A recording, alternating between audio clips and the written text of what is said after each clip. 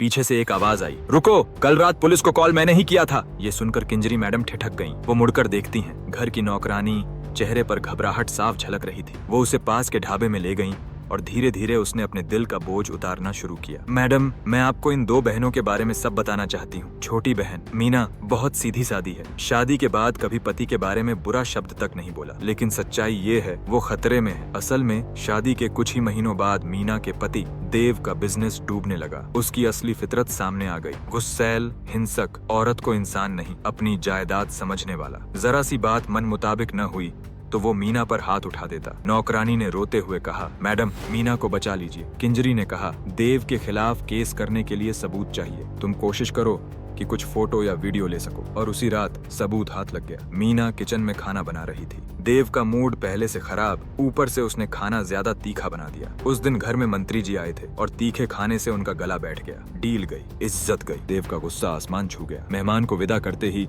उसने मीना को बुरी तरह पीटना शुरू कर दिया। नौकरानी ने ये सब छुपकर मोबाइल में रिकॉर्ड कर लिया। अगले दिन किंजरी गश्त पर थीं, तभी उन्होंने मीना को अस्पताल से बाहर आते देखा। ये जख्म छुपाओ मत, रिपोर्ट लिखवाओ, तुम्हारा पति तुम्हें मार डालेगा। लेकिन मीना बोली, वो मुझसे बहुत प्यार करता है। और नौकरानी का हाथ पकड़कर वहाँ से चली गई। देव को पता चला तो वो अपनी बीवी को खींचता हुआ पुलिस स्टेशन आ गया। तुमने क्यों उकसाया इसे ताकि मेरे खिलाफ रिपोर्ट करे? किंजरी ने ठंडे स्वर में कहा। उसके चेहरे पर जो निशान हैं वो खुद बोल रहे हैं। देव ने जांच रिपोर्ट फाड़ दी और अपने रसूख का घमंड दिखाते हुए बोला, अपना काम कर वरना अंजाम बुरा होगा।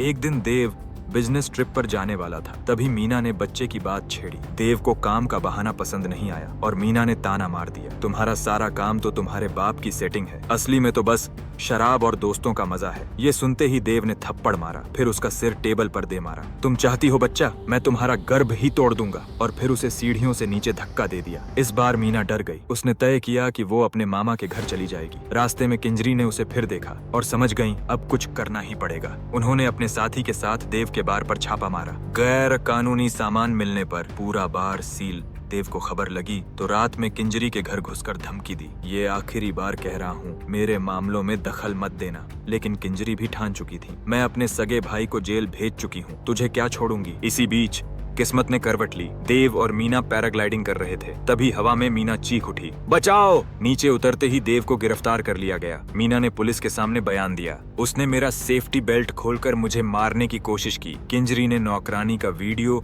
और गवाहों के बयान कोर्ट में पेश किए। जज ने देव को 13 साल की सजा सुना दी। लेकिन किंजरी के मन में एक शक उठने लगा, सबूत कुछ ज्यादा परफेक्ट थे। उन्होंने आधी रात देव से मुलाकात की और सारा राज खुल गया। जिस दिन मीना को सीढ़ियों से धक्का दिया गया था, उसी दिन उसकी बड़ी बहन रिया घर आई थी। माँ की मौत का दर्द अब भी ताजा था। पिता के हाथों मारी गई थी माँ, लेकिन पूरे मोहल्ले ने चुप्पी साध ली थी। रिया को डर था कि मीना भी उसी राह पर जाएगी, इसलिए पैराग्लाइडिंग वाले दिन बहनें बीच में चुपके से कपड़े और जगह बदल गईं। हवा में जिसने बेल्ट खोली वो मीना नहीं, रिया थी। ये चाल देव को जेल भेजने के लिए रची गई थी। किंजरी के सामने अब नैतिक दुविधा थी, क्या वो इस सच को कोर्ट में रखें? रिया खुद कोर्ट में खड़ी हुई और बोली, मैं सिर्फ देव की नहीं, अपने पिता के भी अपराध की गवाह हूँ के करीब। माँ मारी गई क्योंकि सबने चुप्पी साध ली थी। याद रखो, मारने वाला अकेला दोषी नहीं होता, चुप रहने वाला भी गुनहगार होता है। किंजरी की आंखें भर आईं। उन्होंने रिया की हिम्मत को सलाम करते हुए केस की पुनः सुनवाई की अर्जी वापस ले ली। ये जीत थी या कानून की धुंधली लकीर, कहना मुश्किल है, लेकिन इस कहानी ने एक सच साफ कर दिया, चुप्पी